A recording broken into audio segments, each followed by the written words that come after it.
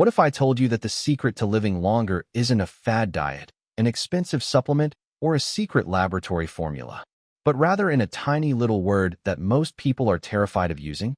Just 2 letters. NAO. Sounds weird, right? After all, from a young age, we are taught to say yes, helping whenever I can, to be a good person, polite, available. But no one taught us that saying yes all the time has a cost. And sometimes, that cost is your health, your peace, and even your years of life. It may seem like an exaggeration, but it is not. How many times have you agreed to do something you didn't want to do, just to avoid conflict? How many times have you said yes to an invitation, a task, a responsibility, even though you were tired, exhausted, or didn't feel like it at all? Now think. What happens inside your body every time you force yourself to please, overexert yourself, or swallow discomfort? Stress increases, sleep worsens, immunity drops. And the worst part, you get used to it. To this automatic mode that says yes to everything, except yourself. The truth is that no can be liberating. It is the boundary that protects your energy, the pause that allows you to rest, the filter that prevents the whole world from invading your time and space. And do you know what's most curious?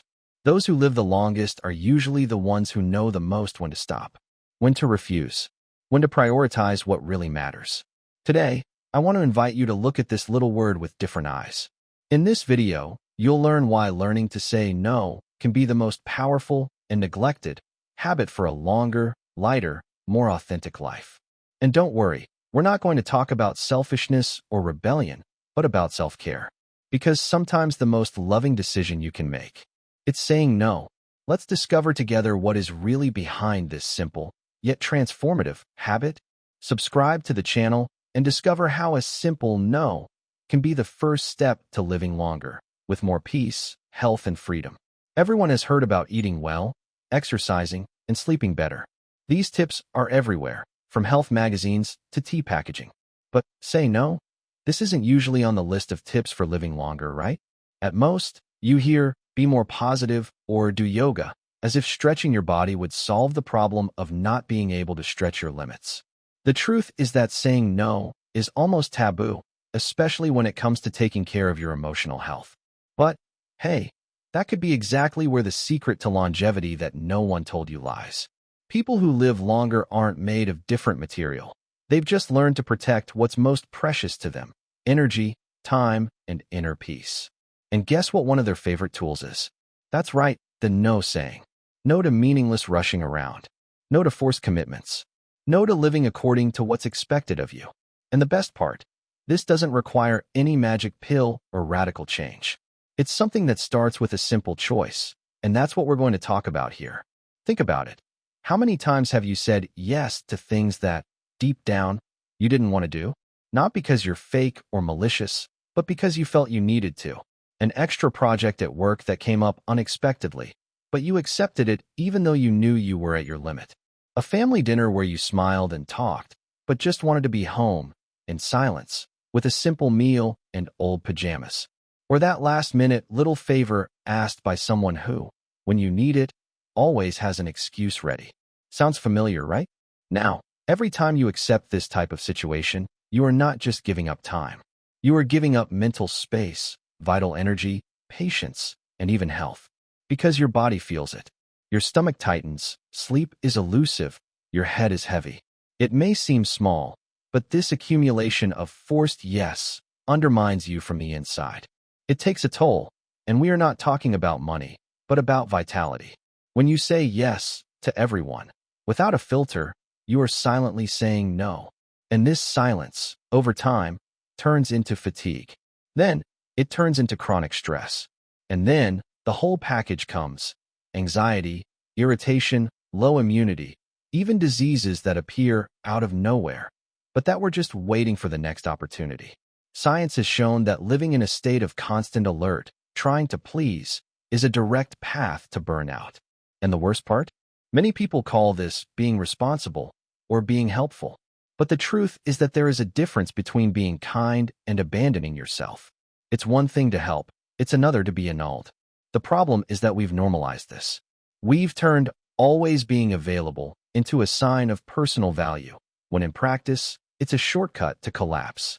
So, yes, saying yes all the time may seem polite, but it could be slowly aging you on the inside.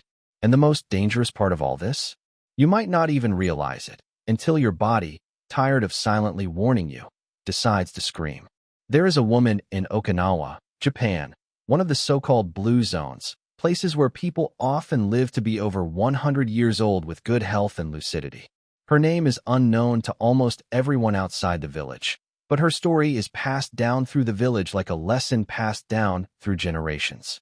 At 93, she still picked her own vegetables, walked along the beach every day, and laughed with a lightness that made her age seem like a mere detail. What caught the attention of researchers and doctors was not only her longevity, but the vitality with which she lived each day. And when they asked her what her secret was, her answer was simple. I learned to say no. Simple as that. She said that at a certain point in her life, she realized that much of her fatigue came from obligations that weren't really hers. Saying yes to everything made her stressed, anxious, and even sick. So, she made a pact with herself. From then on, she would only pay attention to what made sense, what was true for her. She turned down invitations she didn't want to accept, cut ties with people who only came to complain about life, and gave up traditions that only made her feel guilty. He started saying no more often, but always gently and firmly. And each no was like taking a stone out of my backpack. This change didn't happen overnight, but over time, she noticed that she slept better, smiled more, and had more energy. She felt lighter, more in control of herself. Doctors even recorded that her stress levels were exceptionally low for someone her age. And even her physical exams showed that her body was in balance. Coincidence? Maybe. But when you hear something like this from someone who has lived almost a century, it's worth stopping and thinking. What if it's not just luck? What if this wisdom of simplifying, of carefully choosing where to put your energy, is exactly what most of us are ignoring in our rush? After all, saying no may not just be an act of protection, it may be a real strategy for longevity. And, who knows, a start. If this video made you rethink some things, comment below with a loud "no," just to start training. And look how interesting. This story about the lady from Okinawa is not an isolated case, no? When we look at other blue zones, like Ikaria in Greece and Sardinia in Italy, we realize that there is a pattern repeating itself there. It is not just the natural food or the pleasant climate. It is the way of living. In these regions, people live long because they live lightly. And this lightness has a lot to do with what they don't do. They say no to overwork. Not that they are lazy, far from it. But they know when to stop. They know that resting is also productive, just in a different way. That sleeping after lunch, for example, can be as important as taking vitamins. They also say no to this modern madness of endless productivity. You know that idea that we have to do 1,000 things at the same time and still post everything on social media to prove that we are being useful? Well, that doesn't work there. Instead, they do one thing at a time. Calmly, carefully, with presence. And they say no to the obligation to always be available. They are not afraid to disconnect from the world for a while, because they understand that inner peace cannot be built with notifications every 2 minutes. And perhaps the most beautiful thing of all, they say yes to what really matters. To a long coffee with neighbors, to unhurried conversations, to time with family. It's as if they have an internal radar that filters what is and isn't worth it. And the magic word that helps in this process is the famous no. Only there, it doesn't come with guilt. It comes with wisdom. They protect their own peace as if they were protecting a rare commodity. And maybe they really are. Because in this world that spins faster and faster, keeping calm has become an act of resistance. And in these long-lived cultures, no is not seen as a barrier, but as umbrella in a stormy day. Now comes the part that everyone loves, the practical part. Because reflecting is great, but applying it makes all the difference. And it doesn't have to be difficult or drastic. It's about small adjustments in your daily life that start with a simple choice, saying no. And it's not just any no. It's the no that comes with awareness, with self-love, with the desire to live more lightly. And why not? More time too. So, if you want to start protecting your emotional and physical health right now, here are 5 things you can start saying no to today. First, toxic people. If someone drains you every time you talk, fills you with negativity, or makes you feel guilty about taking care of yourself, it's time to rethink that connection. Energy doesn't recharge through emotional outlets, and sometimes the off button is a well-placed no. Second, unrealistic expectations. Yours and others. We demand too much of ourselves. We try to please everyone, meet all our goals, and be productive even on the weekend. But calm down, you're human, not a spreadsheet with legs. Saying no to absurd demands is reminding yourself that it's okay to do less, as long as you do what matters. Third, overwork. Working hard is not synonymous with living well, and living just to work is definitely not living more. An extra hour here, another there. Before you know it, the years have passed, and you've forgotten what it means to take a deep breath. Saying no to accumulation is saying yes to quality of life. Room, digital excess. You don't have to be in every group, respond to everything right away, or post everything all the time. You can, yes, you really can, say no to notifications without feeling guilty.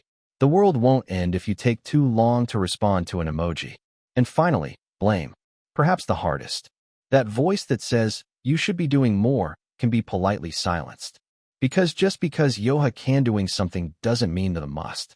Every no you say is actually a yes to your health, your peace, and your longevity. And let's face it, that's worth every word. Saying no seems simple in theory, but in practice, we get stuck. And it's no wonder. From a young age, we are taught that being a good person means always being available, smiling, and accepting everything with kindness. We grow up believing that denying something can hurt, cause confusion, and seem rude.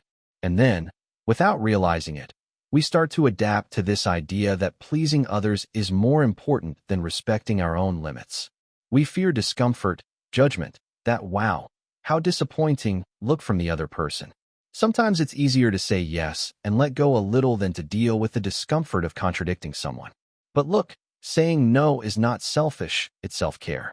It's what separates a life lived consciously from a life dragged down by obligations that aren't yours. Your time is not renewable. Your energy is not infinite. If you spend everything trying to please the world, what's left for you? No is like an emotional umbrella. It doesn't stop the rain outside, but it keeps you dry enough to stay on your feet. And yes, it's hard at first. It may feel strange, even uncomfortable. You'll question yourself, maybe even blame yourself.